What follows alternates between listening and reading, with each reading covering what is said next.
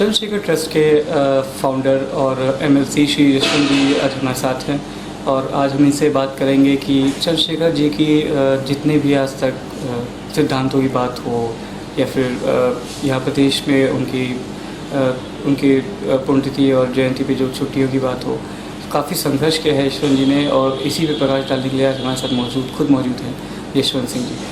यशवंत जी, अगर हम बात करें चंद्रशेखर जी की जयंती में और जितना भी आपने संघर्ष किया, क्या लगता है कि इनके सिद्धांतों का भी कहाँ तक हो रहा है और कितना भी अमल में बाकी है? देखिए, आज़ादी के बाद जितने लोग इस देश के लिए काम किए उसमें सैद्धांतिक रूप से जो परिपक्वता श्री चंद्रशेखर जी के अंदर थी और जो देशभक्ति उन्होंने अपने पूरे राजनीतिक जीवन में निभाई है वह अद्वितीय है।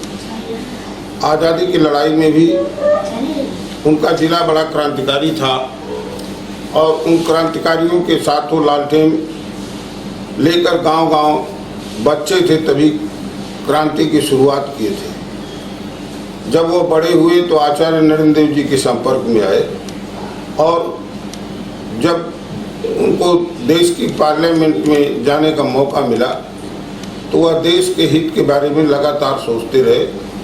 वह इस देश में सत्ताधारी दल के राष्ट्रीय अध्यक्ष भी बने। आचार्य नरेंद्र देव और जयप्रकाश नारायण का उनको आशीर्वाद प्राप्त रहा और वह प्रधानमंत्री की गद्दी पर भी गए, लेकिन एक बात से उन्होंने कभी कोई समझौता नहीं किया।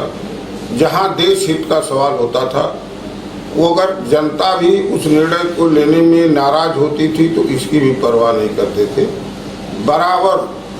बराबर पूरे जीवन में केवल देश के बारे में राजनीति को प्राथमिकता दिया।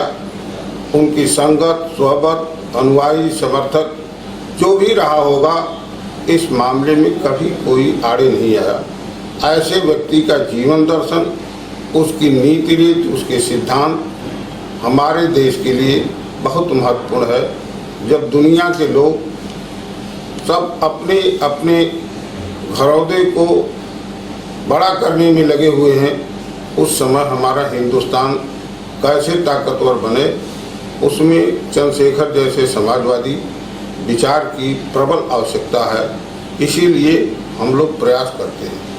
उनके नाम पर हमने उनके मरणोपरांत श्री चंद्रशेखर स्मारक ट्रस्ट की स्थापना किया आजमगढ़ जिले में। समाजवादी पार्टी के राष्ट्रीय अध्यक्ष श्री मुलायम सिंह यादव ने उनकी मूर्ति का लोकार्पण किया और आज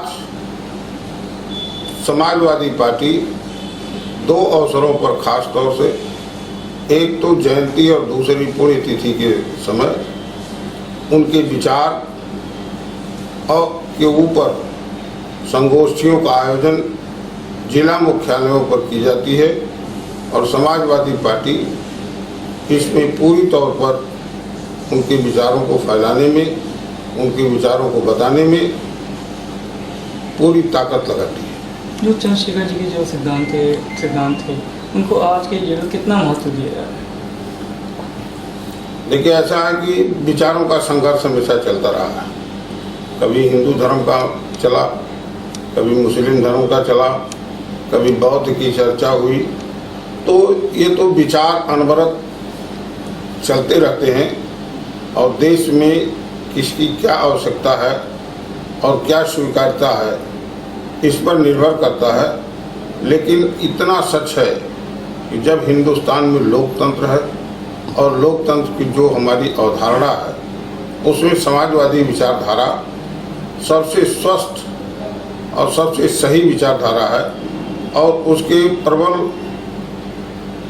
पुरोधा कह लीजिए श्री चंद्रशेखर जी हैं और उनके विचारों पर किसी तरह का कोई मतभेद नहीं है, कोई आपत्ति नहीं है और उनके विचार हमारी युवा पीढ़ी जितना जानेगी उतना ही समाजवादी पार्टी ताकतवर होगी और यह देश भी उससे यशवंत जी, अगर समाजवादी पार्टी की बात करें तो उसमें कितना अभी चंद्रशेखर जी की कितना महत्व दिया गया है समाजवादी पार्टी के बात?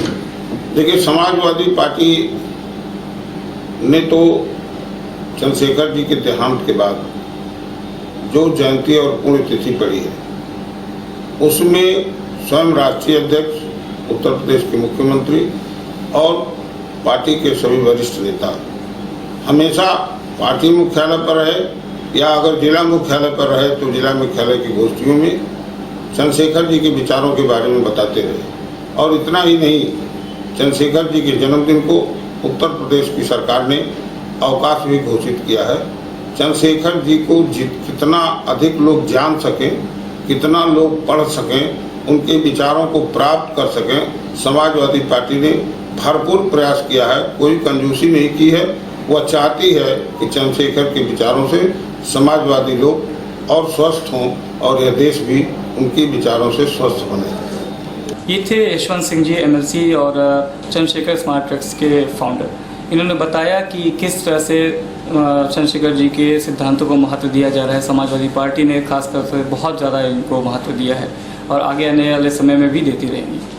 लखनऊ से कैमरामैन मनोज पांडे के साथ मनीष मिश्रा, न्यूज़ फर्स्ट। इस खबर के प्रायोजक थे करुणेश ज्वेलर्स, सदर सराफा, मेरठ।